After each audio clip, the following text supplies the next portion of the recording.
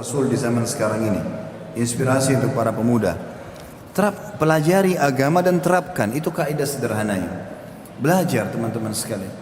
Agama itu indah sekali. Kalau kita pelajari indah. Karena ilmu agama itu seperti pengawas buat kita. Mau makan, mau minum, mau tidur, mau bergaul, mau bekerja. Itu ilmu kayak ngawasin kita. Ini boleh, ini nggak boleh. Ilmu itu kata para ulama menjagamu. Ya. Sementara harta kau menjaganya.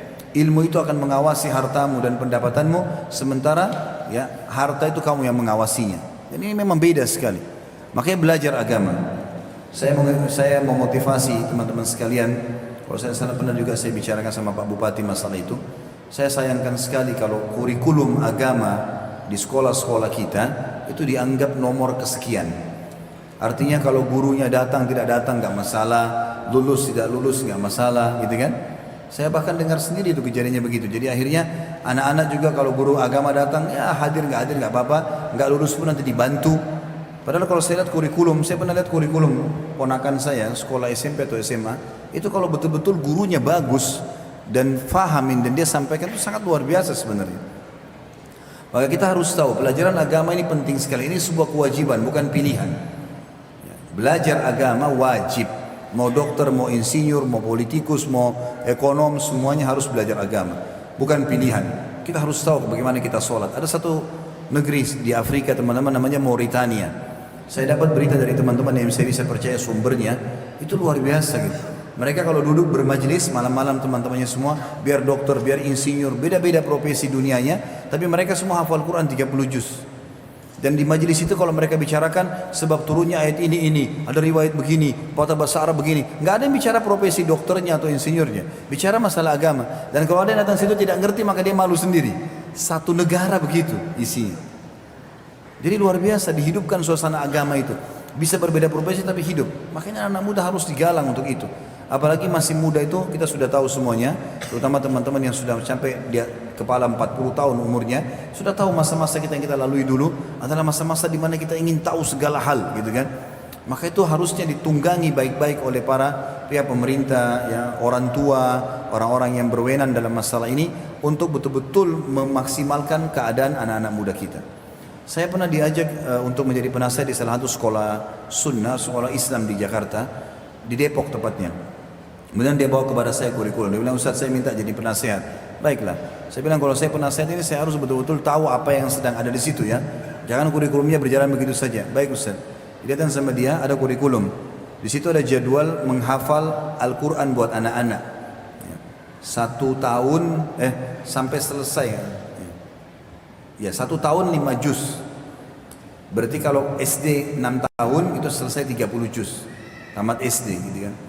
Terus dia tanya sama saya, berat gak ini Ustaz? Saya bilang sama sekali enggak. Sama sekali tidak. Jangan kita tarik potensi kita kepada potensi anak-anak. Beda. Kalau kita belum bisa ngaji, jangan kita tarik itu kepada anak-anak. Biarkan mereka berkembang. Bahkan kita tahu kisah Imam Syafi'i rahimahullah menghafal Quran di umur 6 tahun. 6 tahun itu berarti masih kelas 1 SD, gitu kan? Mereka hafal. Imam Ahmad hafal di umur 6 tahun. Rata-rata para ulama-ulama kita hafal di 6 sampai 8 tahun. Ini di umur kelas 1 sampai kelas 3 SD. Jadi bukan mustahil. Buatkan kurikulum yang bagus buat mereka dan jangan tarik potensi kita ke potensi mereka. Belum tentu sama. Mereka tuh ingin tahu segala hal. Maka anak muda ini perlu diperhatikan. Terutama di kelas-kelas SMP, SMA ini. Saya sayangkan sekali adik-adik saya di sini yang hadir, anak-anak kami yang hadir masih SMP, SMA, harus perhatikan teman-teman.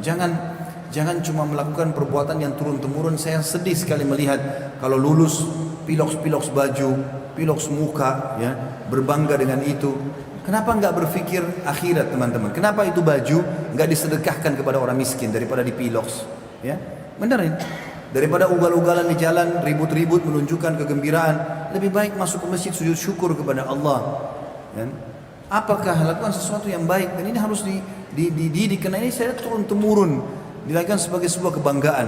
Mau diapakan kira-kira baju yang dipilok, disimpan di lemari sebagai kenangan? Enggak akan ada gunanya hari kiamat. Maka itu harta akan dipertanyakan, gitu kan?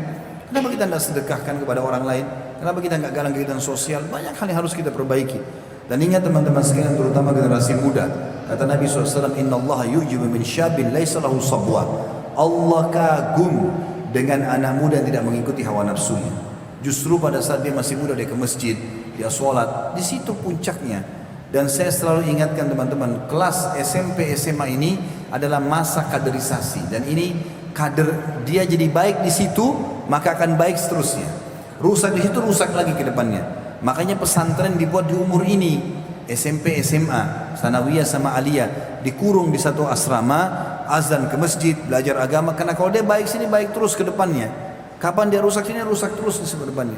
Di sini dia rusak, ya, dia zina di luar nikah, terus kemudian dia mencuri, dia mulai kenal kejahatan-kejahatan minuman keras, rusak terus ke depannya itu. Tapi kapan dia baik di sini, insya Allah akan baik ke depannya. Ya. Dan juga untuk anak-anak muda kita, satu lagi nasihat saya, maka ingat teman-teman sekalian, ajal tidak mengenal umur. Kalau datang tidak mengenal umur, maka maksimalkan.